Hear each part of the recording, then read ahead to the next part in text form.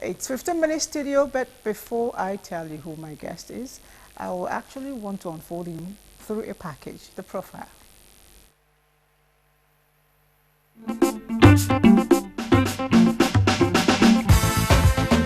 The history of modern Nigerian creative writing cannot be complete without the name of a certain young man called Elnathan John. Born in the year 1982 in Kaduna State, Elnathan John graduated with a law degree from the famous Ahmadu Bello University, Zaria, in 2007. As one with passion for writing, Elnathan John's short story, Bayanlayi, was shortlisted for the prestigious Kane Prize for African Writing in 2013. In 2015, another short story of his, titled Flying, was again shortlisted for the same Kane Prize for African Writing. His writings have been published in so many magazines and journals across the globe and have enjoyed positive reviews too. Elnathan John is a Civitella Ranieri Fellow. Apart from being a satirical columnist on Sunday Trust newspaper, he has also spoken regularly on Nigerian literature, media, and politics. Please join us in welcoming in our 15-minute studio a satirist, lawyer, writer of international repute, an astute voice for change, and a journalist par excellence, Elnathan John. WeekendDeal! Okay, that was you really. You were trying to check, was that me? Was it live? Yeah, I'm like, is that me? It was you really. Okay, welcome to 15 Minutes. Thank you very much. It's my pleasure to be here. I don't know where to start from, but I know you're a trained lawyer, and I was wondering, how did you get this, how did you take off on your journey to the literary world? Well, I graduated from the Nigerian Law School and started practicing law, and I did that for 2 years.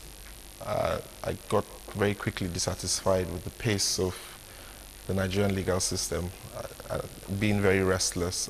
I moved on to something else, and then I was dissatisfied with that too, and decided, well, I'd been writing on the side for a while, and I decided to just take it more seriously, and I told myself, it probably is possible to do this full-time.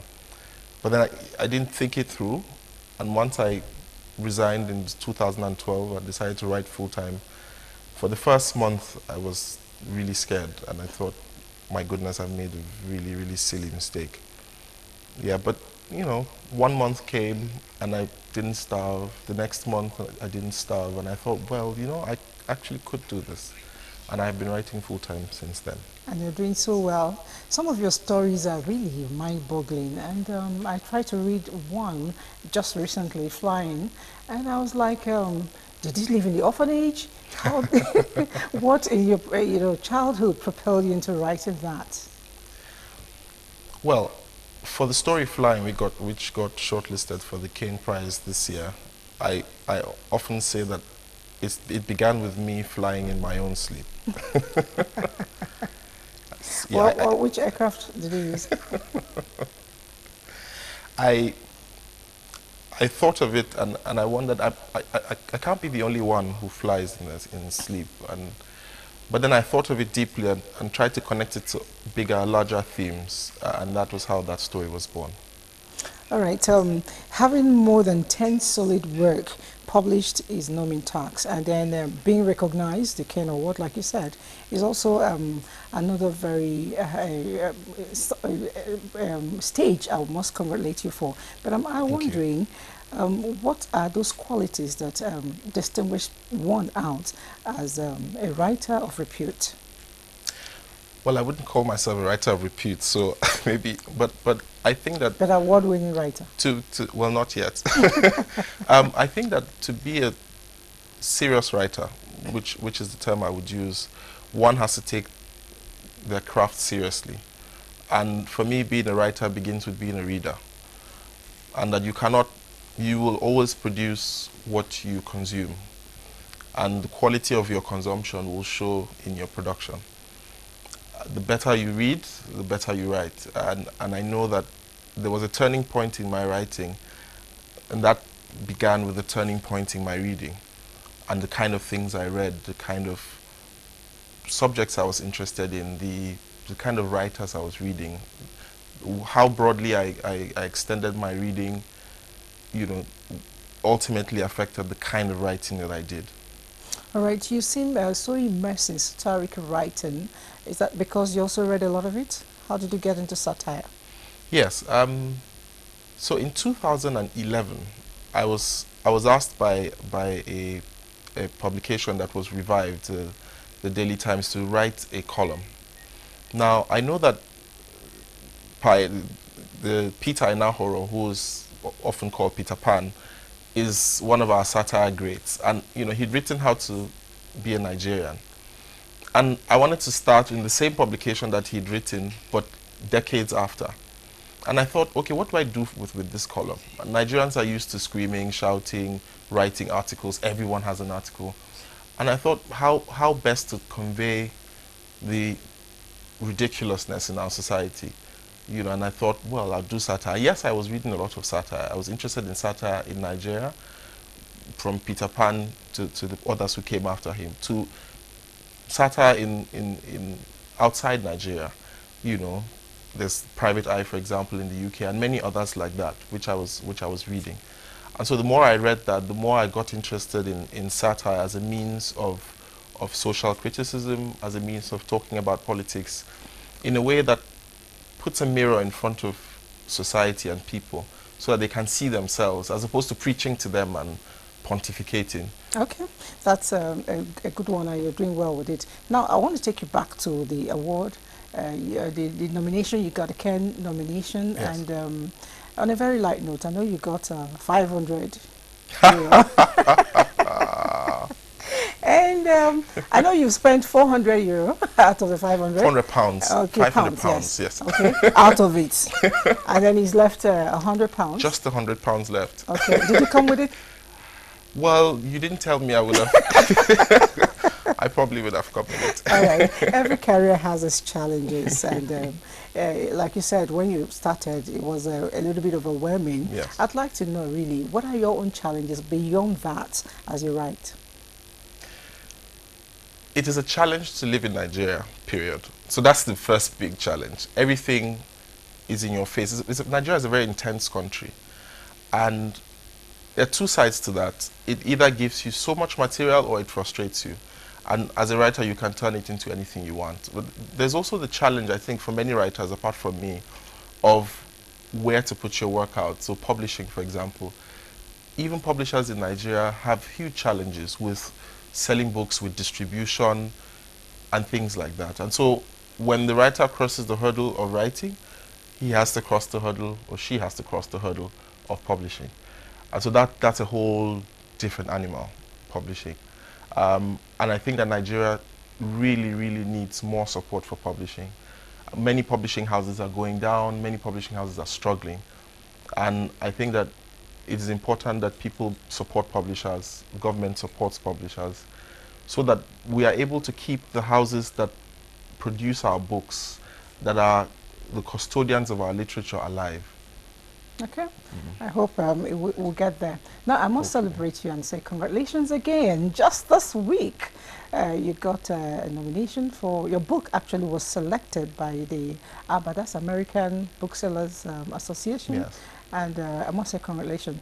And Thank the book you. is Born on a Tuesday, right? Yes, my novel is titled Born on a Tuesday. Okay, you want to talk to us about it? Yes, it's a novel set in northern Nigeria, and I'm very interested in northern Nigeria as simply because a lot of our literature, especially contemporary literature, does not talk about northern Nigeria apart from being this place where Boko Haram exists.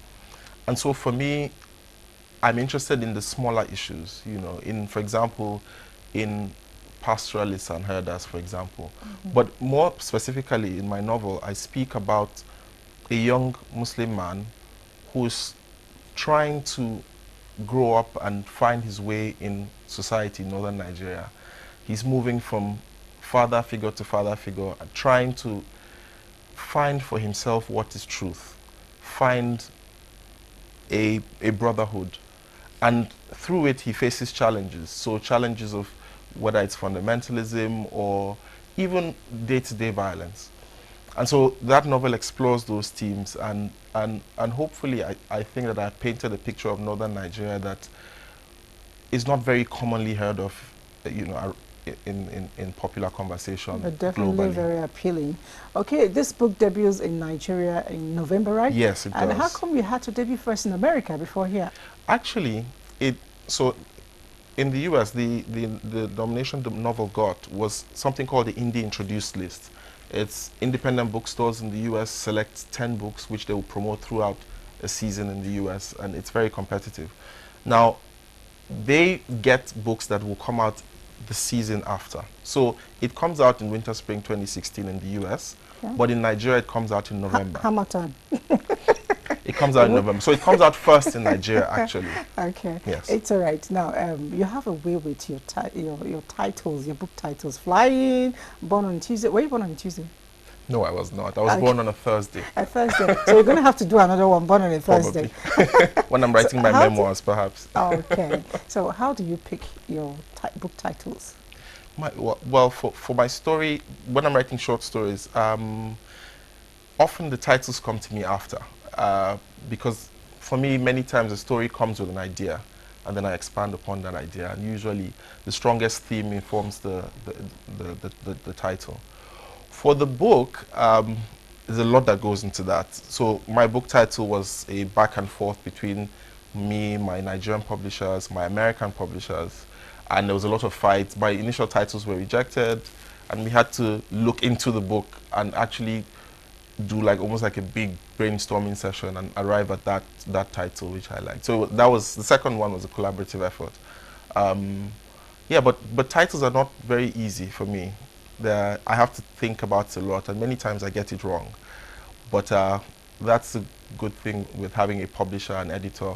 You can always talk these things through with titles. With books, an author doesn't always have complete control over the title, because the editor has a say, the publisher has a say in what the title is.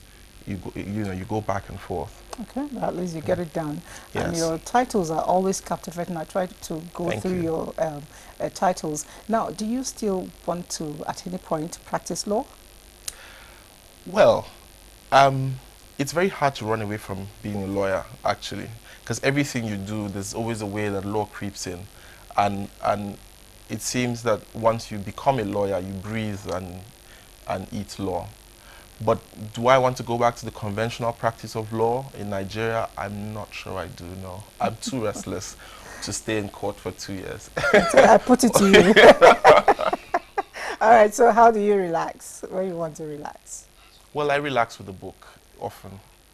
I relax with a book. Sometimes I like to watch a few movies and then listen to a lot of music. All right, so when you listen to music, what type do you listen to? I like rock, alternative rock, pop rock, folk rock. All right, thank you so much for coming on the show. And, thank you, it's been a pleasure. All right, I'm going to go back to my colleagues and my friends, my brother, my sister, and see if they have something like close to rock you out. Are you going to sit here with me and have it out? Suleiman? It'll be my pleasure. Thank you. Certainly, we have a lot to rock with. Yes, because certainly for me, Nathan, I want to have a hold of your book, the new one you just wrote. I can't wait to read it. So is that a deal? Yes, it's okay. a deal. Make it two copies. He said Two yes. copies. Two copies, actually.